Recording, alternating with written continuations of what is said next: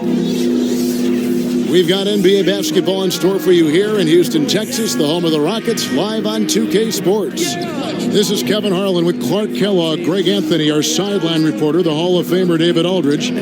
We've got a special treat for you folks tonight. Sports writing heavyweight Bill Simmons is in the house. Bill, welcome to 2K Sports. What an honor. I've been waiting for the invite for years. And we've been waiting for the acceptance. Thanks for joining us. Let's do this. For the Portland Trailblazers, they come in off a good outing against Phoenix. And that result, guys, was a real shocker. It was just about as complete a dominant performance as we've seen them. And once they established that flow offensively, really never got any resistance from the D. And, you know, Greg, they were sinking shots left and right, and that's got to be demoralizing for the defense. They were in a real zone. And as things get ready to roll, let's catch up with David Aldridge, who's on the sideline. David? Thank you, Kevin. Well, we know Rockets coach Mike D'Antoni was the architect of the 7 seconds or less offense in Phoenix. But he says we should have been more aggressive. We kept asking, is it too many threes? Now, there's no such thing. Kevin? Great stuff, DA. Thanks.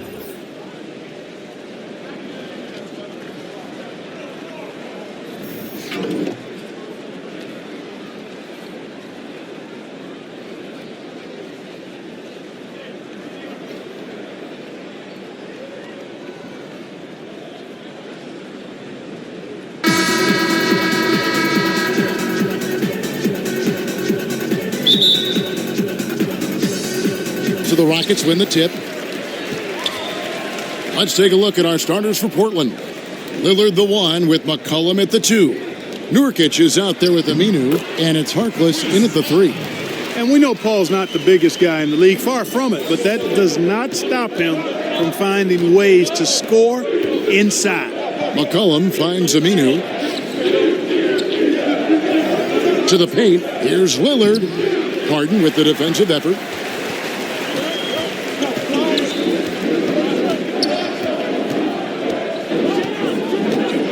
At the top of the key, Capella. Harden against McCollum. Pass to Capella. 5 to shoot. Tries again. He lays it in. Well, I tell you what, Clint Capella does a really good job of playing with such energy and effort, particularly on the glass, and because of that, he can hurt you on the boards. Now here's McCollum. Really played well against Phoenix in his last outing. Hits. Count that one from Nurkic. Bill, a top advisor for the U.S. High School Athletics and Activities Division, recommended that schools adopt esports programs. What's your take on that? I'm all in. It's probably my son's only chance to go to college, so I really hope it happens. Now, listen, the world changes every decade, and you got to change with it. And the reality is, esports is one of the biggest things we have now. And if you're under 15, you're way more likely to play video games and be good at that than you are to do anything else. So why wouldn't we be able to benefit from that? The whole esports in general, just the audiences they're getting, and as a spectator event, that's been building. So why wouldn't that work for college?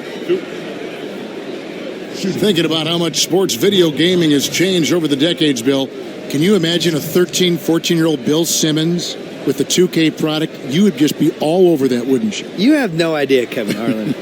I was there for every step of the video game revolution. I had an Intellivision and an Atari.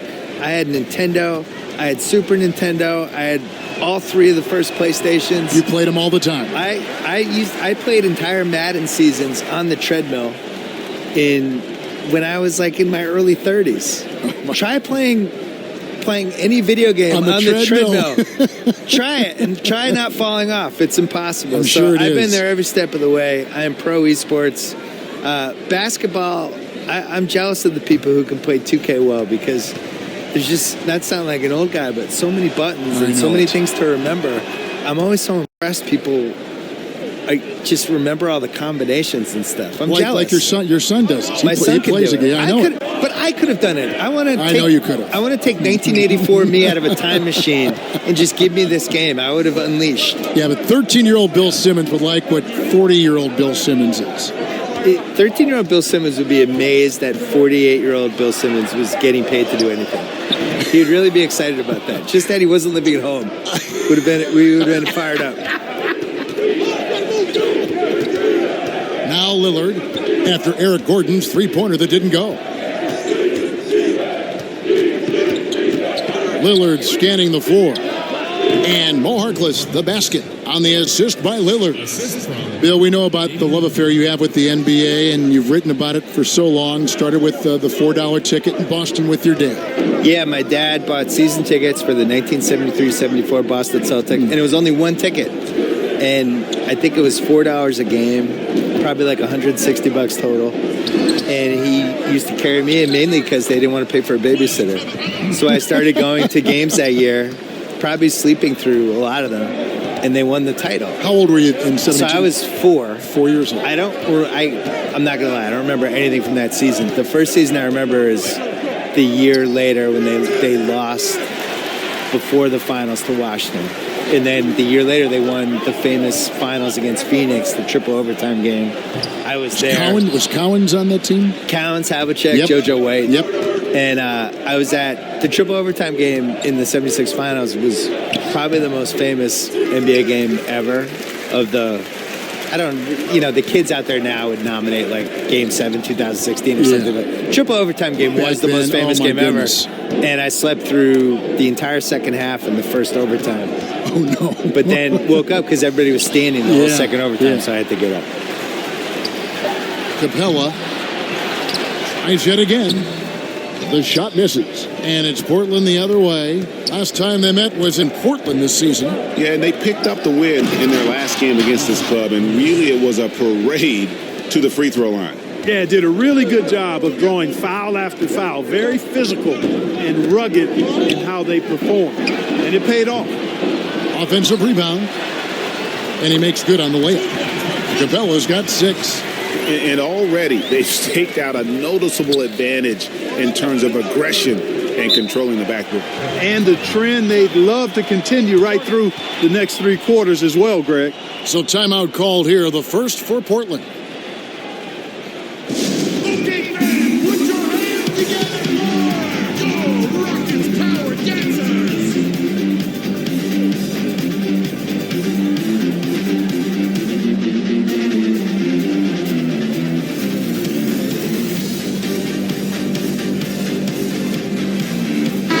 And checking out the stats for Paul, he's been dominant over the last month. He's putting up about 20 points per game, 7 assists and 4 rebounds. And his playmaking really stands out, making his teammates better offensively with his terrific passing. Yeah, he's outstanding at controlling the tempo. I mean, keeps the ball moving and, of course, finds the open man. Now, here's Lillard. He also had a big impact in that win against the Suns. Harden against McCollum. Now here's Harden. D right on him. And foul on the shot. He'll shoot 2 at the free throw line. Hey, Harden is seeking contact. He is hunting bodies when he drives. He's so good at just getting his body into the path of the defense. Shooting 2.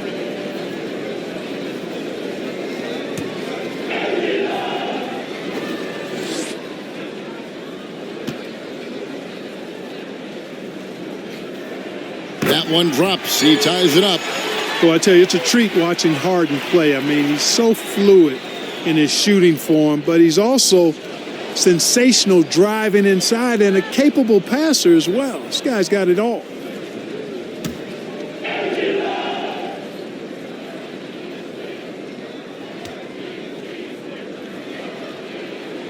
And they now lead as the free throw drops for him. Bill, you've watched the NBA evolve. Talk about some of the biggest changes over the last decade you've seen. The three-point line and the threes or foul shots philosophy, I think, is the biggest thing. Just the pace of the game has really improved and to a really pleasing way for fans. Like just what Steve Nash was doing last decade and those Suns teams, that everybody's playing that way now. I think the social media and the players basically getting rid of the wall between them and the fans, using social media, using Instagram, and we just feel like we know these guys better. And their ability to control their own message now versus where they were 10 years ago. It all started with the decision in LeBron James and has carried through this whole decade. And these guys now, they can get whatever message out they want. They can criticize the president. They can criticize their own team. They can ask for a trade. If they get called out by some writer or somebody who writes a hit piece, they can go back at the guy and sick all their fans on the writer. Al Paul following the three-point attempt by C.J. McCollum. Oh, and they get in the way of the alley-oop. Not to be. Good play defensively. Harkless kicks to Nurkic. Count it. Nurkic has got 8 points. How about the passing? They are moving the ball without any thought, without any individual agendas. Yeah, and it's really fun to see that kind of unselfishness. Really hard not to appreciate all the assists they've racked up. Here's Tucker. It's good. The assist that time from Harden. Tucker's got his second basket of the night. Man, this thing is just going back and forth tonight. Yeah, it's been a seesaw battle. Right now, I mean, as soon as one team grabs the lead, the other grabs it right back. No doubt he's struggling right now from the field. Let's see if he can get it going this quarter. And it's Gordon missing. They've been sensational on the backboard to start this game. Yeah, sensational is a really good word for it, Greg. They're tearing it up on the glass. Uses the glass to finish the layup. Aminu's got it all tied up now for the Trailblazers. And those are the kind of nice inside looks they've gotten here in the first half. Harden the pass to Tucker. Nice pass. Led him to the rack perfectly for the layup. Tucker's got his third bucket of the night. Bill, one shot to win a game. You can pick any player. Who's going to take that shot for you? Kevin Durant. I think he has the most ways to get a good shot off. I always look at it as, is it a quality shot to get off? So he can post the smaller guy up. He can shoot a three. He's got the pull-up hezzy jumper, as he calls it. He can go to the lane and pump fake and do a little drop step. And I just think he has the most moves. Some people would say LeBron, but am I getting regular season LeBron or playoff LeBron? Playoff LeBron. Playoff LeBron would be my number one choice. He'd be pretty good. Yeah, he'd be pretty good. Yeah. Regular season LeBron, I'm not as enthused about. Harden outside. In the corner, it's Gordon. The three-pointer, no good. He still hasn't been able to convert from the field. He's just struggling to find his shot. McCollum finds Canner. 11 feet away, and they pick up two. Talking about last-second shot instincts, Bill, you mentioned LeBron, KD. What about Curry? Where does Curry rank in that conversation? Curry's good. Top five?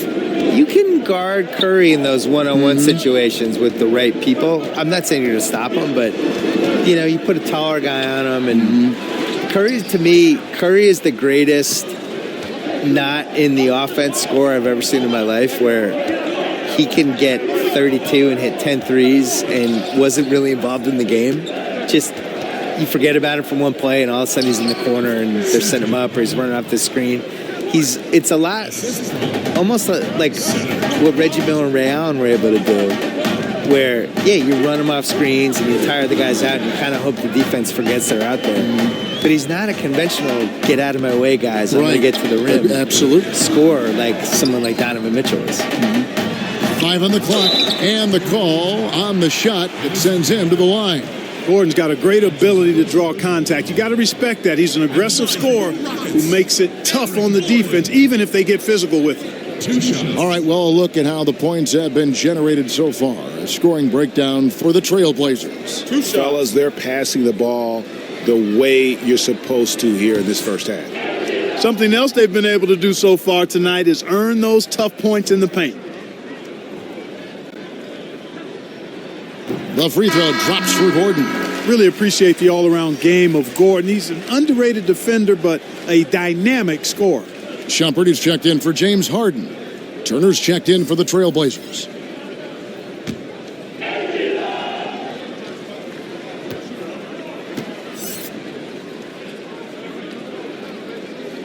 Both free throws good from Eric Gordon.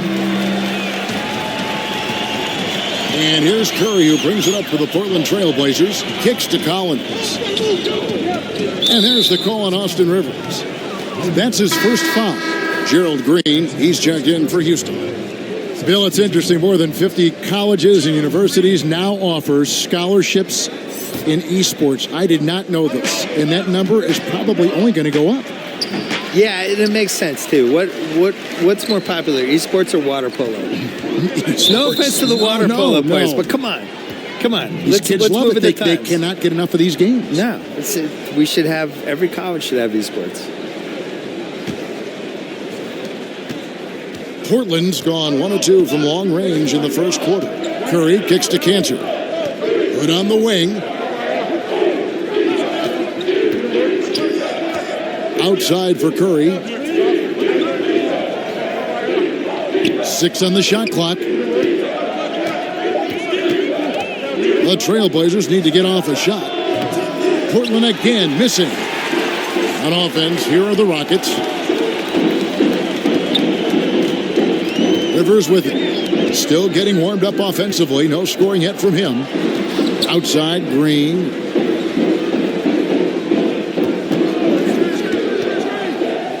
Passes it to Tucker. Kept alive. And the dunk by Capella. How about the force from Clint Capella? When he's got good position inside, he's throwing it down. Turner passes to Curry. Collins kicks to Turner. Portland moving the ball around. And he drops in the layup off the glass. Collins has got the game tied up here for the Trailblazers. Moving it around, 8 of their last 10 coming off assists. And Greg, you know nothing makes a coach happier than selflessness on the basketball court. The Trailblazers shooting 56% in this first quarter. An outstanding start for this offense. Hood for 3. The Rockets pull it in. They're coming off that win against Minnesota. Yeah, unfortunately for them, I thought the opponent's defense just never showed up. Yeah, you know what? The waters were calm for most of the game. I mean, little resistance. Felt like they could get any look they wanted at any time. Now Rivers, following the three-point attempt by Rodney Hood. Lets it fly from 18. Good on the shot. Nice pass there to set that basket up. Rockets shooting 33% here in the first quarter. Capella kicks it to Tucker. And it's Shumpert penetrating. Good for the basket. Starting off 1 for 1 with that shot. Absolutely fearless. I mean, a nice subtle adjustment there going up against Wynn. I could not say it any better, showing you some real focus, taking it inside against the bigger man. Now here's Turner. He's been patient so far. Nothing on the scoreboard yet. Free throw line jump shot. Rebounded by Capella. Very dangerous to leave a guy like that open. Lucky break there for the D. Green dishes to Tucker. And here's Rivers. Back to Tucker. Beyond the arc. And no good on the last second attempt this time. Back right after this.